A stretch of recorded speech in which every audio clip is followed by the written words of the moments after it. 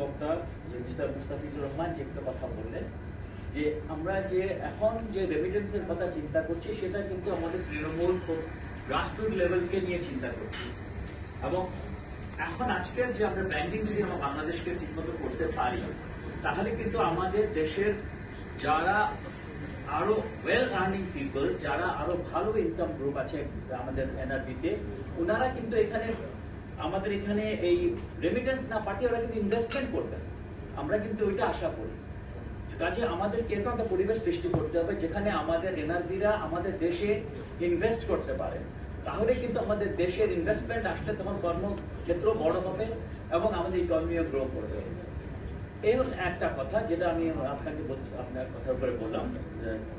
এবং এখন আমি আমার বাংলাদেশ পার্টির পক্ষ থেকে একটা কথা আপনাকে জানিয়ে রাখি যে আমাদেরও কিন্তু অন্যান্য পার্টির মতো আমাদেরও বিদেশের উইং আছে এবং এনআরবি উইং আছে এবং বৈদেশিক আমাদেরও শাখা প্রশাখা আছে এবং আমরাও চেষ্টা করি যে আমাদের দেশটাকে কত ভালোভাবে আমরা ওখানে প্রজেক্ট করতে পারি।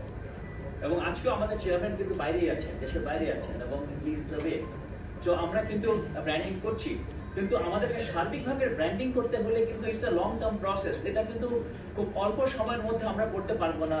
We have connected 2-3 things together today. One is an upcoming election, NRB participation and future economy. Very big subject. এটাকে আমার মনে হয় আমাদের দেশের প্রত্যেকটা মানুষের আচরণ, প্রত্যেকটা এনআরবির আচরণ আমাদের ব্র্যান্ডিংকে এফেক্ট করে। ওখানে আমরা যদি নিজেদের মধ্যে মারামারি করি তাহলে এক ধরনের ব্র্যান্ডিং হবে। আমরা যদি ওখানে আমাদের মধ্যে ডেভেলপমেন্ট এবং ফরওয়ার্ড লুকিং যদি আমরা থাকি বিদেশে, তাহলে কিন্তু আমাদের ব্র্যান্ডিংটা আরেক রকম হবে। সো ওখানে যারা আছেন তাদেরও অনেক দায়িত্ব আছে আমাদেরকে ব্র্যান্ডিং, আমাদের দেশটাকে ব্র্যান্ডিং করার জন্য, because those are our ambassadors abroad. কাজে ওনাদেরও দায়িত্ব আছে আমাদেরকে ব্র্যান্ডিং করানোর জন্য। এবং আপকামিং ইলেকশন, এটা একটা ভালো ইলেকশন হলে হ্যাঁ আমাদের ইনভেস্টার্সরা অনেক, যারা আমাদের ডাইরেক্ট ইনভেস্টমেন্ট করেন, ডাইরেক্ট ইনভেস্টমেন্ট করতে চান, ওনারা একটু কনফিডেন্স ফিল করবেন আমাদের উপরে ওটা করার জন্য, ডেফিনেটলি।